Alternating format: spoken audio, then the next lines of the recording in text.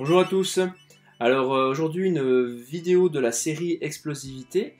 Cette vidéo sera consacrée au taux de montée en force, à Rate of Force Development, le RFD.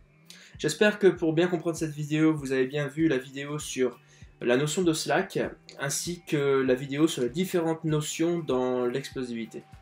La RFD, le taux de montée en force, c'est une qualité qui va être vraiment importante à travailler sur tous les aspects, sur tous les sports où il y aura une notion de pour amorcer un mouvement, une réaction. Par exemple dans l'accélération, pour les starting blocks, pour l'accélération, c'est une notion qui est très importante. Elle est aussi importante en sport collectif, par exemple pour les changements de direction, que ce soit à l'arrêt, comme dans un changement de direction une fois qu'on est lancé. Amorcer un mouvement, créer des forces le plus vite possible, en un minimum de temps possible, sans forcément avoir le cycle étirement-détente, sans forcément avoir une notion d'étirement. Donc je vous renvoie vers la vidéo du cycle étirement-détente si vous ne l'avez pas vue. Elle est aussi importante pour les sports où il y a une frappe, que ce soit des sports de raquettes, où on commence à armer sans forcément parler de l'étirement et que derrière on amorce une frappe, ou alors dans les sports de combat où on a une garde et on doit très rapidement amorcer un mouvement sans qu'il y ait d'étirement. Voilà. Alors pour cette notion, le taux de montée en force, comme on a fait avec les autres, on va encore diviser en deux parties. Une partie où il va falloir travailler un petit peu cette notion de slack, et une partie où on va plutôt travailler les facteurs nerveux. Alors, pour la notion de slack, on va, comme je l'avais dit, essayer de faire en sorte que le tendon soit le plus raide possible, qui se déforme le moins possible, et qui transfère les forces le plus rapidement possible, sans amortissement, ou du moins le moins possible.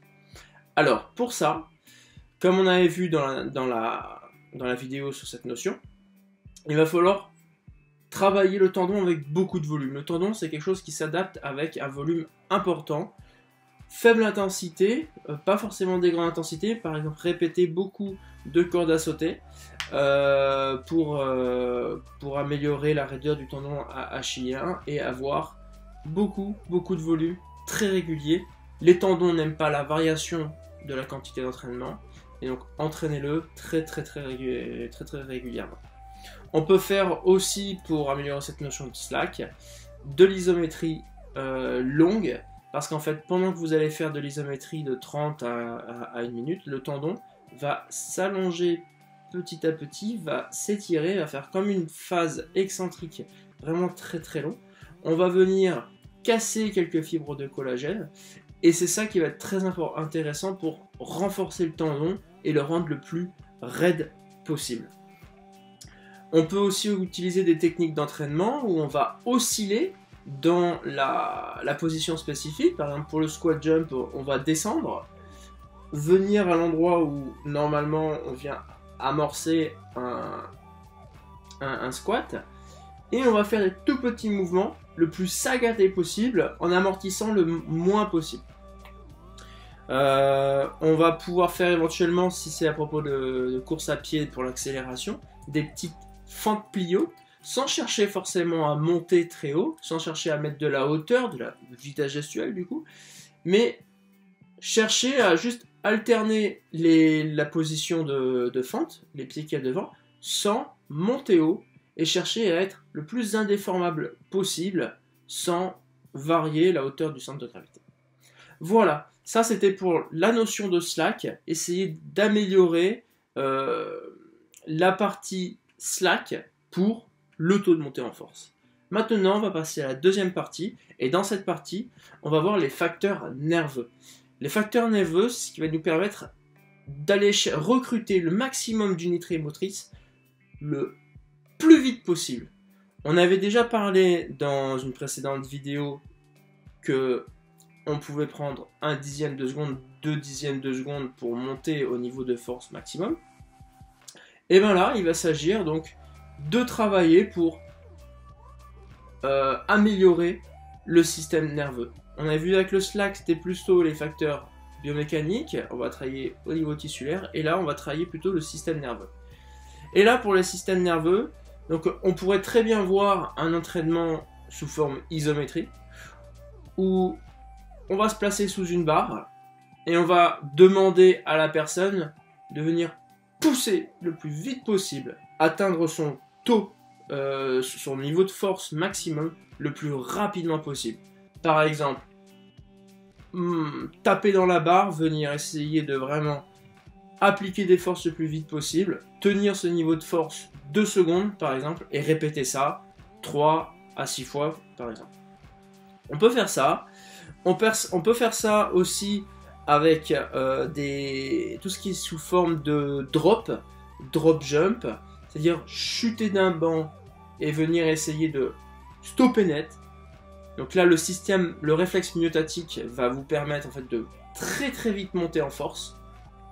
Et là, vraiment, sur un drop jump, essayer de tomber dans la position spécifique, ne pas amortir et vraiment essayer de stopper net. On va augmenter la raideur et vraiment faire en sorte que le système nerveux monte très très fort dans le niveau de force. Ça reste quand même une méthode qui reste non volontaire et réflexe. On pourrait aussi chercher sur des exercices comme des box jump, par exemple, sauter sur le box et venir taper sur le box pour ressauter le plus haut possible.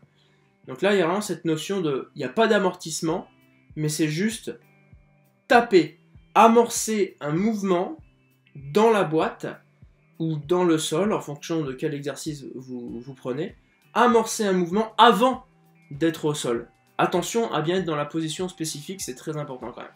Donc le fait qu'il y ait cette préactivation va vraiment vous empêcher d'amortir.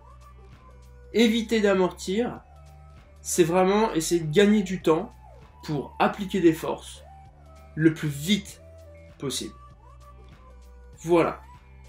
Donc 2 parties, une partie plutôt biomécanique tissulaire avec cette notion de slack, une façon de le travailler, une partie plutôt nerveuse avec essayer de recruter un nombre d'unités motrices le plus rapidement possible.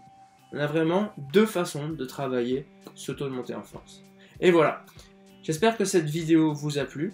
N'hésitez pas à liker, partager et commenter. Vous pouvez me retrouver sur les podcasts de No Minutes, sur YouTube, bien évidemment. Et voilà, n'oubliez pas de bien penser ce que vous voulez et bien vouloir ce que vous faites. Allez, à bientôt!